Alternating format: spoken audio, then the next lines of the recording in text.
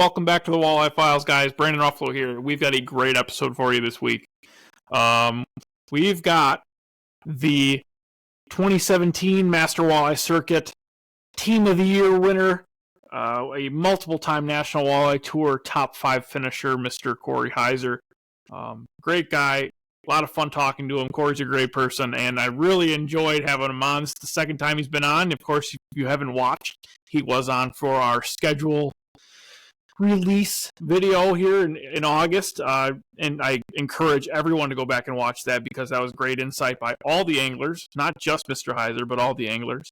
And yeah, we're getting closer and closer to the end of 2025. We are near that 1 million view mark. Not something I thought we were going to do here in 2025. Starting this up, did not expect to be at this point, but yet here we are. I just want to say thanks to all our guests. Whether it's Ted Takasaki or Tom Wynn, Jason Shakira, Mitch Down, Dan Harper, Tommy Kimos. I mean, everybody. And I'm definitely forgetting people, and I apologize for that. But I just want to say thank you to all our guests because without them, couldn't do this. Without you guys, the viewers, I could not do this. This has been incredible. The support I've gotten from everybody, from my family and my friends, and just the messages that, from people telling me they've enjoyed this. I've really enjoyed creating this stuff.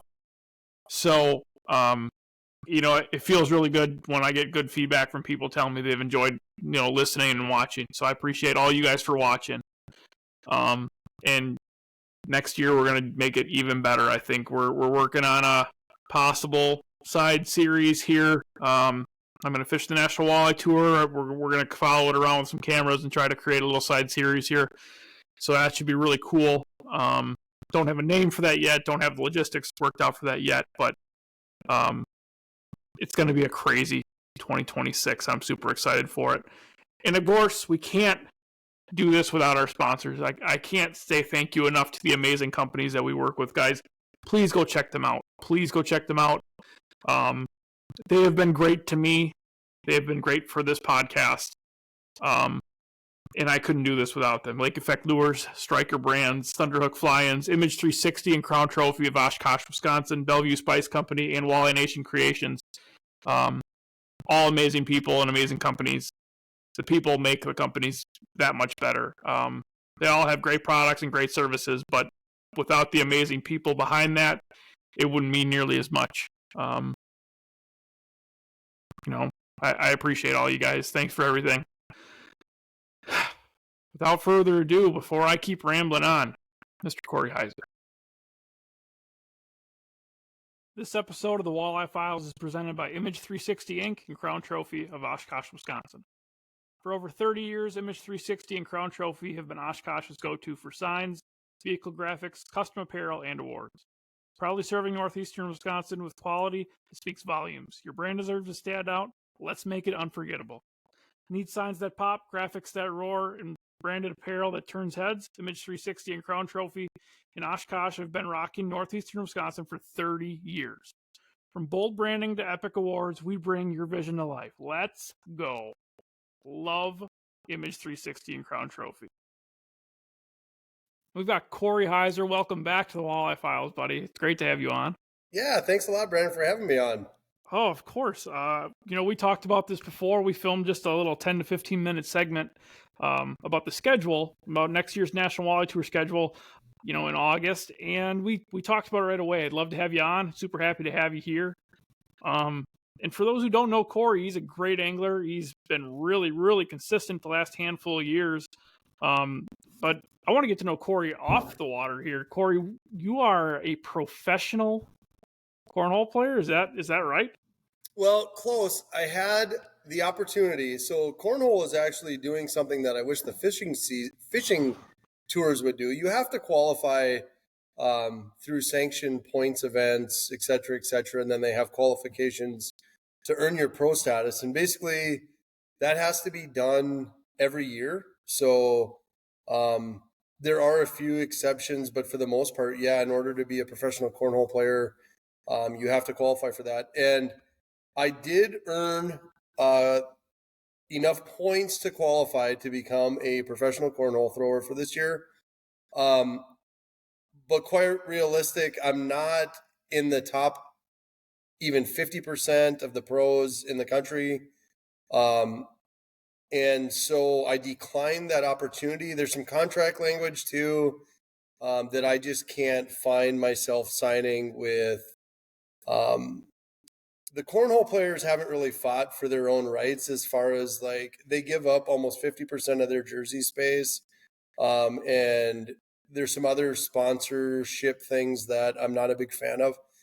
So the long story is I did qualify to become a cornhole pro, which I thought would have been really cool. I would have probably done it for social media and some of those things, but as in content, but as far as really wanting to go down that rabbit hole this year, I just don't have the time and the bandwidth. Now, I am blessed because my son is a top 100 ACL cornhole pro in the country, which is like the next highest designation. It's basically like being a Bass Pro or being one of the elites, like qualifying for the elites. There's 100 of them in the United States. So that's pretty sweet. I think that if he would have missed his qualifications to be a top 100 pro, I maybe would have taken my pro status and then we would have played together in the pro events. But a little bit different designation between the two of us, so I declined that chance.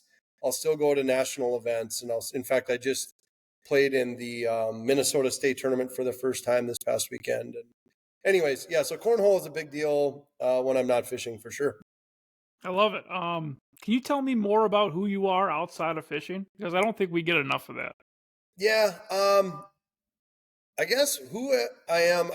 I really have been passionate about the sport of walleye fishing for a long time. In fact, I'm blessed. I owned and operated a party rental company that we started in 2006. And I bought out my partner in 16. And then when I sold that in 22, it gave me the opportunity to become a full-time fisherman. And with that, my wife had worked for me in marketing and graphic design and those things.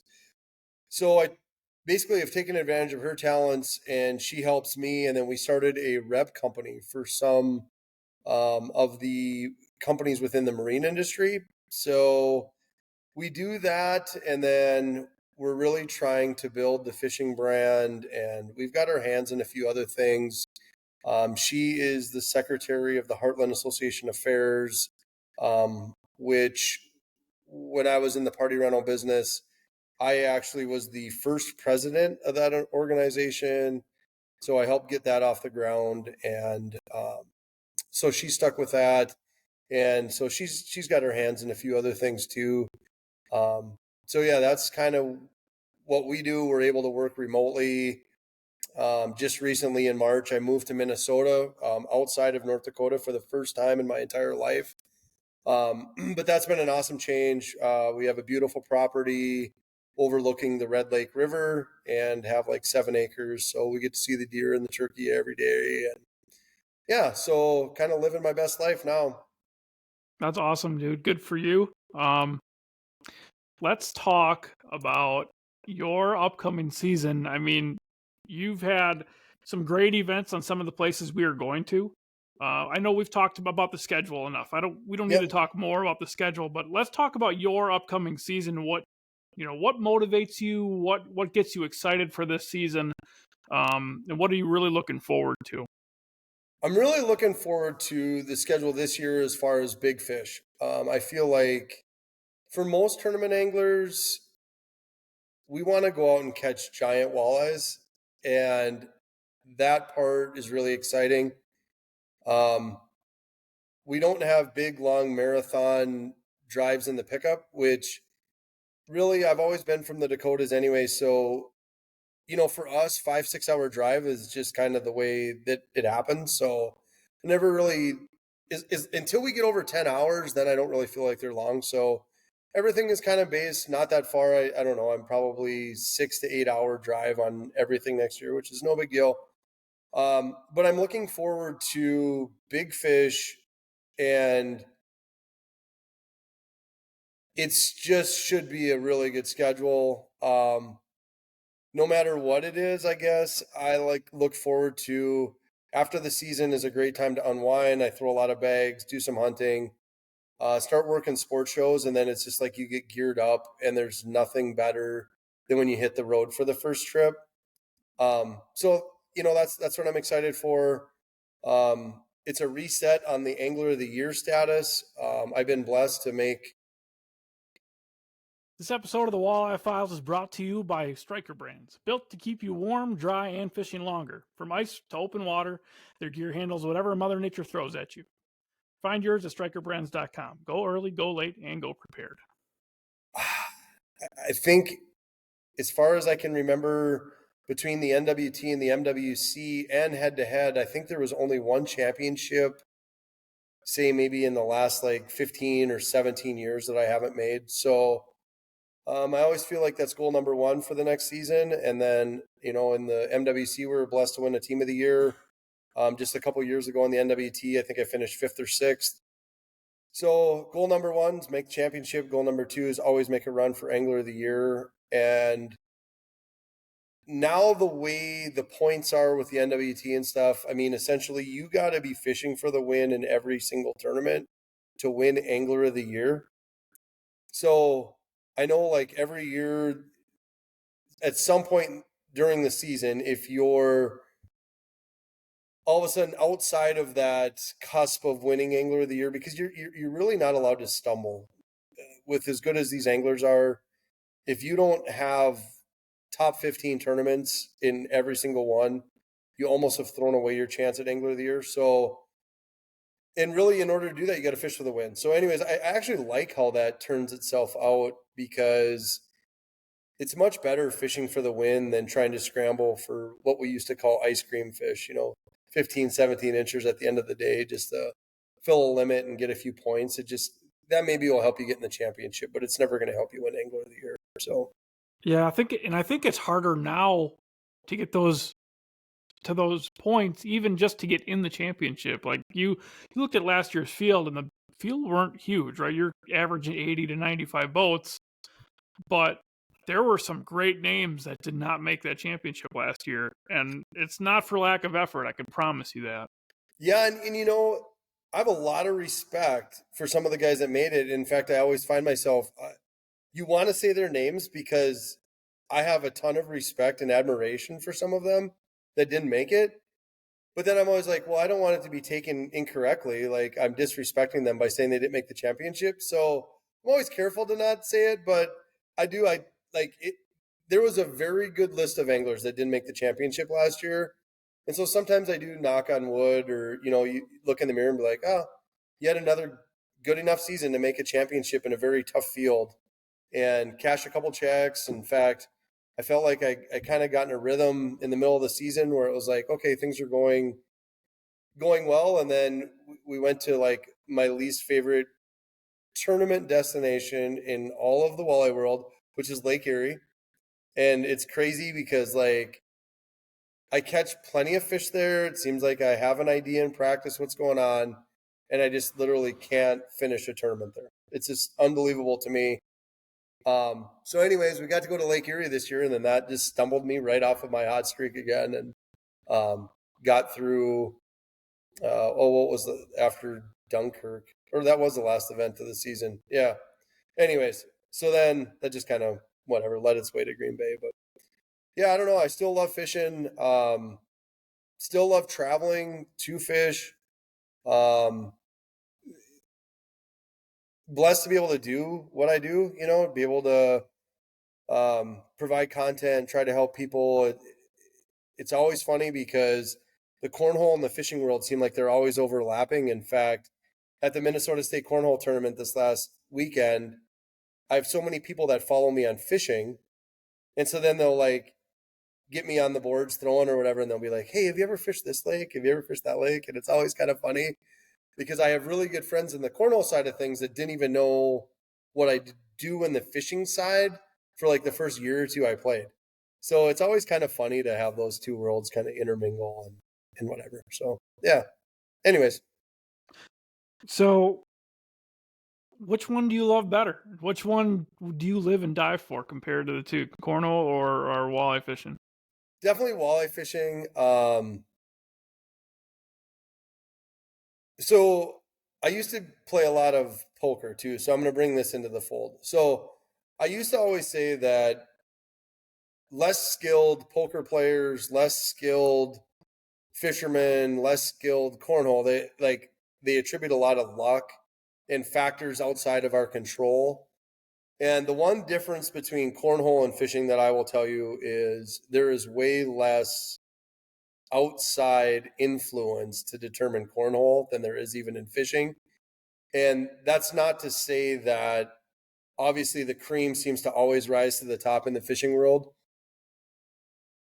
But in the cornhole world, when guys are hot, you can't beat them. Like, it's almost literally impossible. So there's a big change there. I'm a realist. I love to play bags. It's definitely an outlet for me. I love to do it because I can travel with my kid. It's a whole nother community of people, but fishing is my passion. Fishing is, I guess, who I am. And yeah, I just have a nice balance, I guess, but fishing is what pays the bills and cornhole is what I love to do on the side. Yeah, people who don't fish tournaments, I don't think will never understand what it's like to love this. And the best way I can explain it, I explain it to my wife, and she loves to fish tournaments too. But the way I explain it to people is, I don't feel that I'm very good at most things, but fishing's the one thing where that's my element. You're never gonna get me to stray away from what I'm doing, and I just put the blinders on. I'm fishing today. I don't care about anything else in the world, and it's a special sport, and it's kind of a blessing, like we talked about, to get to travel the country and get to fish against the best of the best. It's pretty amazing. Yep. Yeah, I was kind of laughing. A good friend of mine, Jason Shakira, just got inducted into the National Freshwater Fishing Hall of Fame. And I should show it during the podcast, but I started collecting jerseys of other professional walleye anglers. And I thought it was really cool because I had got Jason's at one of the last events this year. And Jason and I have been friends for a long time, but it was cool because when he won it, I obviously or got inducted or got his letter. I immediately texted him telling him congratulations and super deserving. And then I snapped him a picture of my shop wall where his jersey's hanging up there with Cavaius's and Courts and Chemos and Bread King and Tom Wynn. I just told him, I'm like, dude, this is so cool. I'm like, I already got your jersey hanging up on the wall. Like, so I don't know. It's weird because yeah, I love competing against the best, and it's sometimes you pinch yourself when, even like my mom has had her nails done by Tom Wynn for like 20 years, and I think she won't ever admit it, but she's a huge Tom Wynn fan. Sometimes I think she's a bigger Tom Wynn fan than she is of mine, but sometimes you pinch yourself because you're like, yeah, I travel with and compete against the best in the country. Like, I mean, Tom, Jason, these guys, Courts, these guys are as good as it gets in the sport of walleye fishing. And sometimes you kind of pinch yourself and be like, yeah, I compete right along with them. And there's probably guys that are like, say the same thing, like, oh, I got to see Corey fish or whatever, blah, blah, blah. I know what happens like when I go to local lakes, and it's always like, oh, I don't know, I'm just out here trying to catch a fish. Like, I don't know. So I don't know. It's the sport is in my blood. I love it. And I was a fan way before I even started to compete. Like, I just opened a drawer in my shop and it's all the old original Walleye Insiders. I have every one. Still reference them today. Yeah, my dad's got all of them, and I've ruined a couple of them because I used to bring them to school, and I used to get yelled at for it. But That's funny. That's so I awesome. mean, you got kids that play football in the backyard and pretend they're Aaron Rodgers or whoever trying, winning a Super Bowl. I used to stand on the back deck of the boat pitching into a bucket, pretending I was winning the Bassmaster Classic or winning the in Fisherman PWT Championship. That's just That's so cool. That's um awesome. yeah, it was, that's just the life I've led. My dad was a pro before I was. I watched him for a long time, so I know the feeling that, man, it's pretty cool to get to compete against the guys that we're competing against. Do you have a welcome to the pros moment? I don't know. I think one of the stories that sticks out almost one of the most, and I think as I fish, I remember the bad days way more than I remember the good ones. And it was pretty funny. In 2015, the MWC Championship was out of Huron. And we had huge winds all of practice, and it got super muddy. And Troy Morris and I were on a tear already. We were doing very well together. And we had zeroed the first day of the tournament, which I don't know. There was probably a third or half the field zeroed. Second day we zeroed again. So now it's down to like literally there's like 6 of us left that had zeroed after the first 2 days of the tournament. And I'll never forget this, and I'm going to pick on some of the names, but like they went out in order in the MWC Championship. And I remember like the last 5 boats out were like Dahl and Stack, who are like 2 legends in the MWC world. Like they were always very good. Corey Springle was zeroed with us. And then it was us, and I don't remember. There's a couple others that were like really good at the time.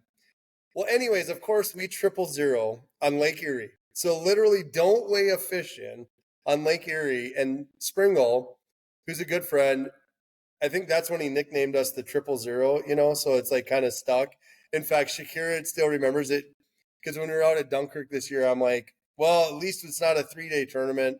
I can't be a 000. And we were kind of teasing back and forth. And yeah, but that was Springle's fault that we got nicknamed that because, of course, he brought in like 1 fish on the last day. So I can't really rebuttal, but I don't know. I fished my first pro event in 2005 or 6, PWT, both in Mulbridge and Devil's Lake that year.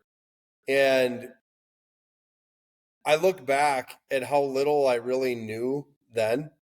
I mean, I obviously arrogance, ego, whatever it is, you think you know a lot, but in hindsight, it's kind of crazy. I wish I could grab myself from 20 years ago and be like, hey, kid, you got a lot to learn. And these guys are good. But yeah, it was just kind of funny. Like those are some memories. I still remember where those tournaments were won. I fished event on Oahe that Mark Hortz won. And in fact, I learned a lesson there in the reservoirs. Mark had picked up on a current change and changed his leads of what he was trolling, whether he was going with the current or against the current. And I had no idea what was going on during the tournament. I couldn't figure out why after 5 days of practice, all of a sudden I'm getting snagged up on the bottom all the time and not catching nearly the amount of fish I was catching during practice. Well, that was the aha moment of standing there listening to Mark going, oh, I noticed the current changed. So we changed our lead lengths and started catching them. I was like, I'm so stupid, like had no idea. And then I think it was 2009 or 10. I got 5th or 7th in an MWC on Oahe and picked up on a current change and ended up changing my lead lengths right away and beat a bunch of the guys that were leading, and strictly because of that event and taking it in the shorts way back when. So I don't know. I guess we always are learning, right? Yeah, I think if you're not learning, you're not competing. Exactly. Yep. So you've maintained a pretty high level of success, especially the last handful of years. Top 5s, a couple close calls to winning tournaments. What do you think you attribute that to? Is that, is there any one trait or number of traits that you look at that say, hey, this is why I'm this, I've been this consistent? No, I feel like maybe my number one positive trait is consistency and the ability to fish a lot of different ways in a lot of different bodies of water. That is one thing I've felt like over the years. And it's kind of funny because I've never said I'm a river rat at all. In my last handful of events on the Mississippi River, I should have won not this last season, the season before. I very easily could have won that event on the Mississippi River. The time before Prairie du Chien, I was on a very good program. In fact, if I would have just believed in myself a little bit and what I had put together, I would have done well. I have a top 5 or 7 in MWC championship on the Mississippi, which is weird because like I never looked forward to going to the Mississippi River, but it always seems like I can put it together there. reservoirs, inland lakes. I don't know. It's just weird because like I feel great about every location except for Lake Erie. And I would say if you pulled every walleye angler in the country, Lake Erie is going to win hands down as far as like the best fishery right now and the place where, you easiest to catch fish and blah, blah, blah. But I don't know. I struggle tournaments here, but I don't know. I feel like just being able to be diverse. When I do well, let me put it this way, I guess. When I struggle, it's because I don't believe in myself enough. Every single event, if I go back at the end of the event, it's because of stubbornness and not believing in my own instincts, I guess. And that's what's always led me to have bad events. That Prairie du Chien event a couple years ago, I was on a great bite in pool 9. Bill and Jake were doing better than I was in pool 10. And I just felt like I could scramble it up and make it happen doing what they were doing and had a bad tournament. Last year at the championship practice, I couldn't get them going on search baits and rollers like I wanted to. And I was just so stubborn. And finally, I just literally put them down and put a jig and a crawler in my hand, literally for the last half of practice, the last half of day of practice, and caught more fish in any one day that last half. And I remember even driving off the water and I'm like, you've been doing this so long. Why are you so stubborn? You know better than like chasing even what your team is telling you. Like, why? How do you let that happen to yourself after all these years? So I don't know. Seems like when I stick to what I know and what I'm doing, I usually do all right. Yeah, I have a hard time not spinning out. That's my biggest issue is I have a plan and I'll hit that A plan. And if it doesn't go right, it's a lot of times right away. And it's like, man, I get in my own head and when the wheels fall off, they fall off hard, man. I used to be very particular and very, this rod with this reel. And I'll tell you what, when I fished with Troy in the MWC, when we got together, Troy was very accomplished. Had fished the FLW, was one of the best anglers in the FLW tour, and he was a really good friend of mine. And when we started fishing together, he got me to relax so much because Troy would literally use the same rod for every presentation. I'm like, hey, we're gonna go, using glass. This episode of the Walleye Files is brought to you by Thunderhook Fly-Ins, the premium fly-in fishing destination in Ontario, Canada. Trophy walleyes, giant pike, and remote wilderness adventures await. Book your trip now at thunderhook.com. I'd just ask him, well, what rod are you going to use? And he'd point over at his stack of rods, and they're all the same. Then I'd say, well, we're going to go throw ripple shads, up by the weeds. What are you going to use? He'd point at the same rod. And it was just kind of funny. Like, that was just, he's like, we're just going fishing, right? And then Troy's funny because everybody that knows him, he gets up in the morning and he gets up whenever he gets up. And he's like, they don't bite till you get there. Like that was just kind of his methodology. And Troy, I give him all the credit in the world because he's the one that taught me not to fish the day before the tournament. And it's funny because guys will be like, oh, you didn't fish the day before, you must be on him. I'm like, no, I haven't caught a fish in 2 days. And they're like, why aren't you freaking out? I'm like, yeah, but I'm going to be freaking out whether I'm out in the boat. At least I got to sleep in a little bit and get my stuff retied, and I got more energy and a fresh mind. So I learned a lot from Troy as far as just a different mindset, having, confidence in yourself, doing your thing and not getting caught up in so much of the other stuff that goes around, that I think too many guys get caught up in everything that's like around them instead of just keeping to what's inside of you and doing what you're good at. So you don't fish the day before tournaments?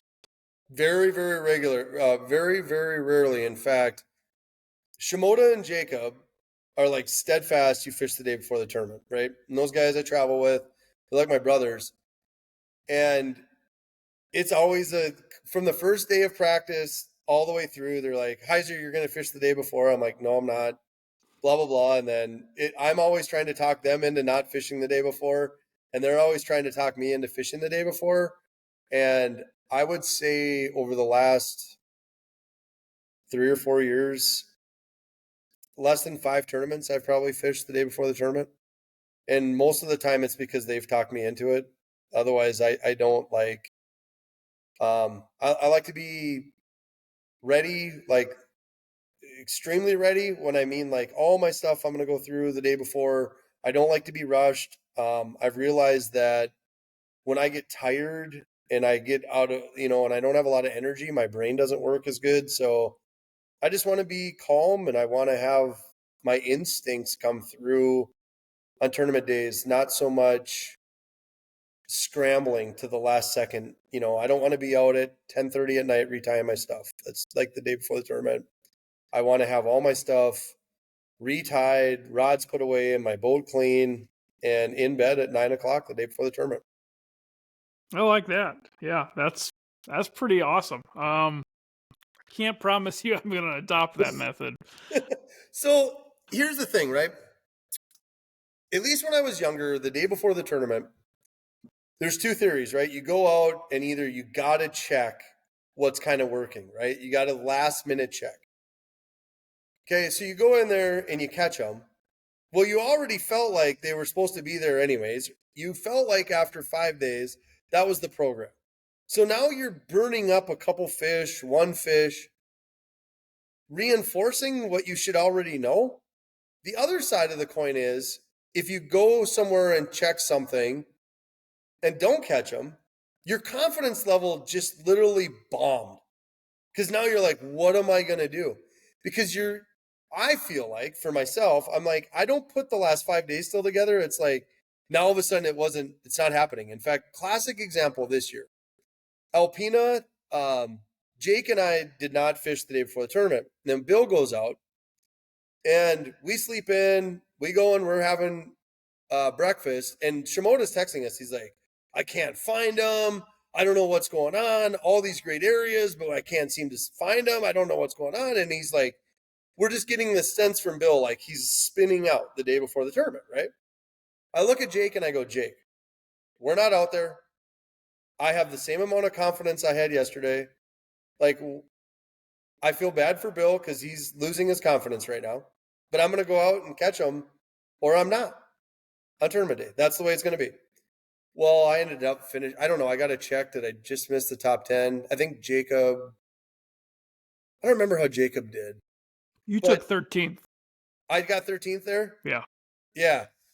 And it was. I caught them in the areas that I felt like I could catch them. I did everything that I felt like. And I don't know. And Bill, I feel like, lost some of the confidence we had established in the 3 days leading up to that tournament. And he'll probably never admit it because he'll probably say he was still looking for stuff, which he is. Bill's phenomenal. So, like, I'm only picking on him because I love him. But, yeah, I don't know. That's just something that works for me. And there's plenty of stories where guys catch them, find a new spot or area the day before the tournament. And I appreciate all that. And you're not going to hear from that from me very often. So what changes do you see in the walleye world over the next handful of years? Do you see any limitations, anything that we should... I know there's plenty of things we should do. If there's things you think we should do, what are they? And what changes do you actually foresee over the next handful of years? Well, the number one thing that I will fight for and feel like it's an industry thing that we just absolutely have to do is get rid of live bait. To me, it's never been more prevalent to think about that and to do that since the induction of forward-facing sonar. 2 things. Bait companies, Berkeley is a big sponsor of mine, but even the other companies, if we want their support in the tour, we have to be catching fish on artificial baits. Sorry to every bait shop owner out there, you guys, there's a lot of you that are good friends of mine. Until you dump a bunch of money into the professional tours, it's not helping the sport. I'm sorry. Like, and the sport is changing to a jig and a crawler. I'm not, like, let's face it. How many tournaments in the last 2 years have been won on a jig and a crawler? There is no crawler company out there right now paying any of us. And so I feel like we're losing the opportunity to innovate and sell tackle until we get rid of live bait. And I feel like walleye anglers are their own worst enemy as far as trying to push that through. So that's a big deal. I don't think guys realize it either. Trolling baits and stuff like that would become more prevalent because there's guys that just don't want to fish with artificials unless they're crankbaits. Well, now you're bringing trolling back into the fold a lot more exponentially. So I feel like that's just a change that's absolutely got to happen for the state of walleye fishing to take that next big step, even back to where we maybe were. The other thing, the elephant in the room with a lot of stuff is the co-angler experience. And I don't think that it's a black and white issue. I don't feel like it's forward-facing sonar. I don't feel like it's payouts. I don't feel like it's location. I feel like every single co-angler has their own reason that they're not fishing. And I feel like that right now, especially with like the model of the National Walleye Tour, we've got to be very cautious to what's going to happen with co-anglers. I'll be honest, this is extremely hard on me. Alpino was the first tournament in my career I asked my co-anglers not to fish. And I know there's going to be people that are going to hear that on this podcast, and they're going to blow me up. And I am telling you, as a man, you can ask my wife, you can ask my kids. That was the hardest thing I've ever had to do as a professional angler. And I'm getting a little bit bothered by it now. I asked my guys to just not fish. And that's a tough one. That's a very tough thing. I have my reasons. The fish were so spooky that I didn't want somebody messing up the opportunity to catch a fish. And I made a professional, thought-out decision. It wasn't a knee-jerk reaction. It wasn't anything like that.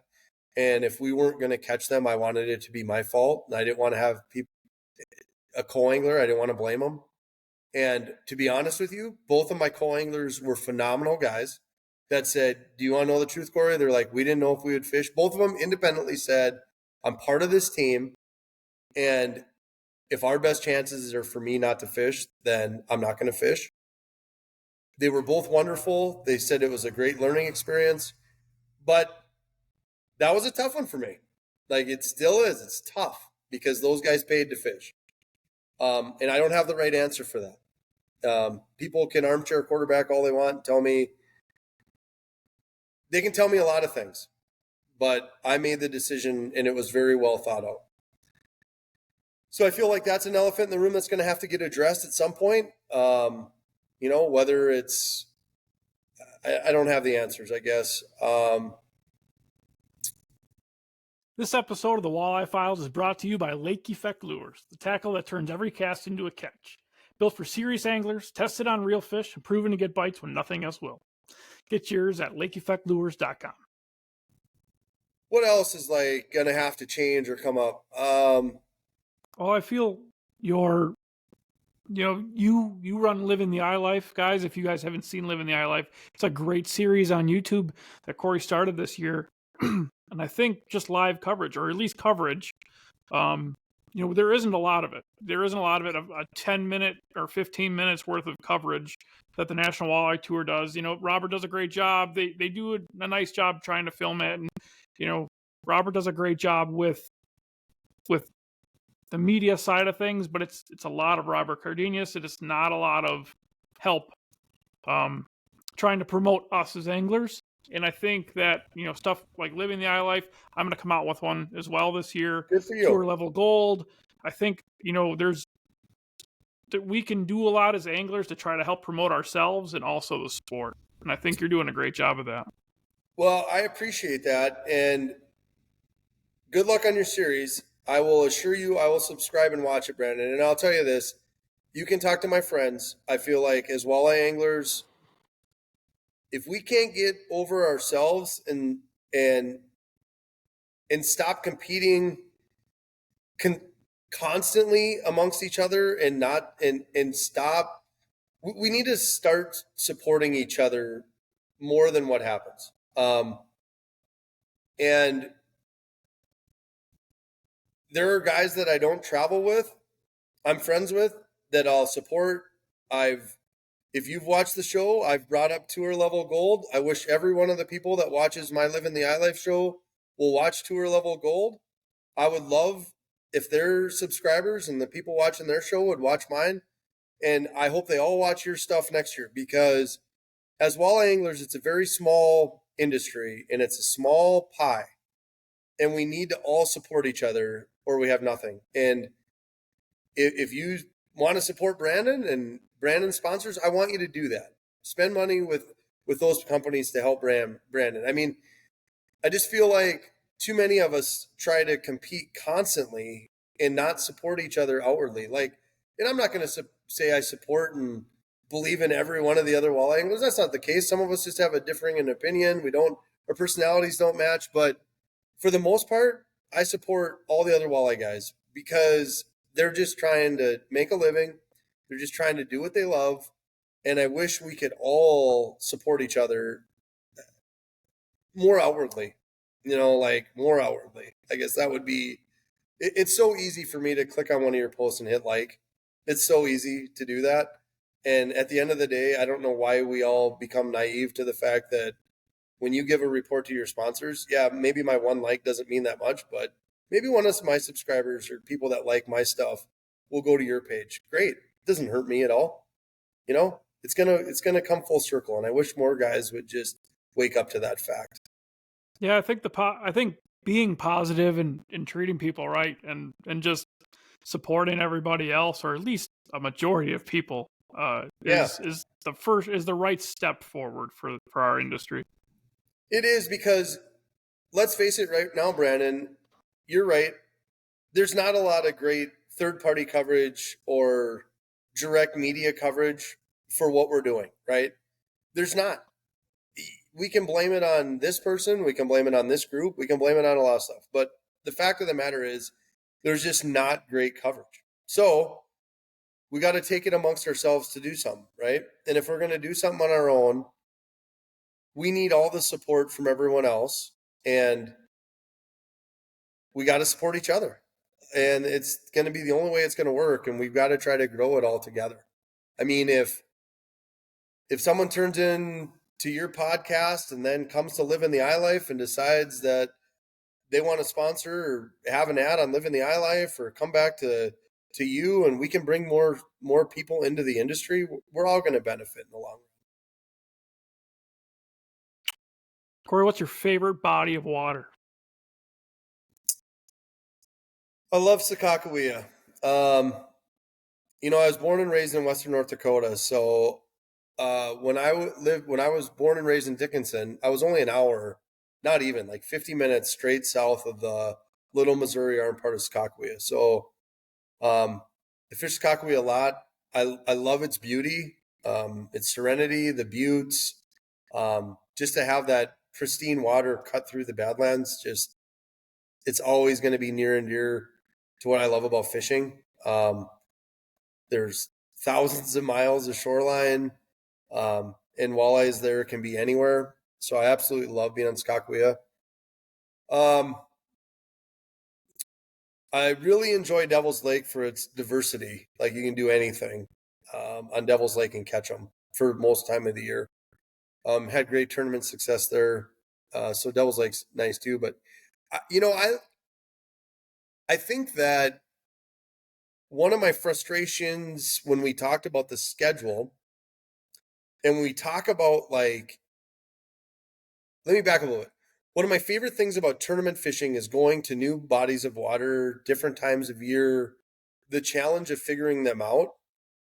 And I think that's what gets me frustrated about certain things in the tournament industry when we just start going to the same places over and over and over. And I feel like we spend half of our practice like, well, remember when I caught him over here, and remember when you got him over there, and the tournament was one. Like, I just love going to places where it's like this blank slate. Let's try to figure it out. And if we figure it out, great. If we don't, God, it was still cool to be in all this different doing all these different things, trying to make it work, and whether we do or we don't. But I don't know. I love going to different places. I mean, I've been blessed to be all over the United States fishing walleyes, and that's something that I really still enjoy. In fact, last week I took my son out to a lake 30 minutes from here, never been on the lake, never even really looked at a map before we got there, and had the time of my life just like figuring out how to catch fish in that short amount of time I was there that day. And I really enjoy that. Love it. Love it, buddy. So before we close this thing out, I need one thing that somebody can do, whether it's somebody who just started fishing, a weekend angler, Brandon Ruffalo himself, anybody can learn from you to become a better angler. Hey guys, today's show is brought to you by Walleye Nation Creations, lures built by anglers for anglers.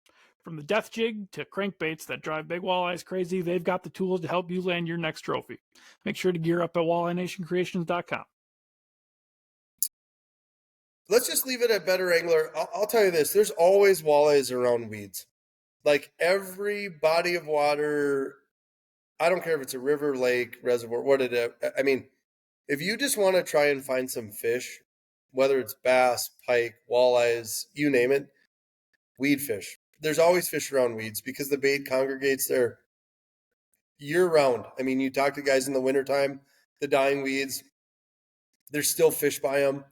I think it's probably one of the most overlooked as far as frustrating places to fish is just by the weeds, but there's so many fish that live in all species. And I think that's the other thing that as walleye guys, too many labels get thrown around like, oh, you're a walleye guy. Oh, you're a bass guy. Like anyone that's ever fished with me, when we go out for fun, whatever bites, that's what I'm mopping them. Like we were out when I was out with my kid last week and I started to figure out that the largemouth, where they were, we literally tried to rip largemouth. And I had no intention to go largemouth fishing. And then we caught, like, I don't know. Anybody that's ever fished with me will tell you this too. Like, they'll get a bite, they get the fish on, their rod's bent, they got this big smile. They see the fish next to the boat and they'll go like, oh, it's a pike, or oh, it's a bass. And I go, why does it change now? The last 3 or 4 minutes when you're reeling the thing in, you were like 10 years old and caught your first fish and it was a blast. Why do we change that? Because it's the species you weren't targeting. Like, let's just enjoy it. Like, if we're not in a tournament, let's just enjoy having the rods bend. Like, get back to some of that. I guess, I don't know. I still feel like I do a good job with that. When I'm out fishing, I just try to catch fish. Yeah, I'm targeting most of the time a specific species. Most of the time it's walleyes. But, boy, I'll tell you what. If I can get on big largemouth, big smallmouth, even big pike, like, if they're biting, I'm catching. I'm going to try and catch as many as I can. So just enjoy fishing. I think that's just get out and enjoy fishing. Perfect. That is the best ending to a show you could ever have. Ladies and gentlemen, thank you for our sponsors, Lake Effect Lures, Striker Brands, Walleye Nation Creations, Thunderhook Fly-Ins, Bellevue Spice Company, Image 360, and Crown Trophy out of Oshkosh, Wisconsin. Corey Heiser, you are the man. I appreciate it, buddy. Thanks, Brandon, so much for having me on, and good luck with your show.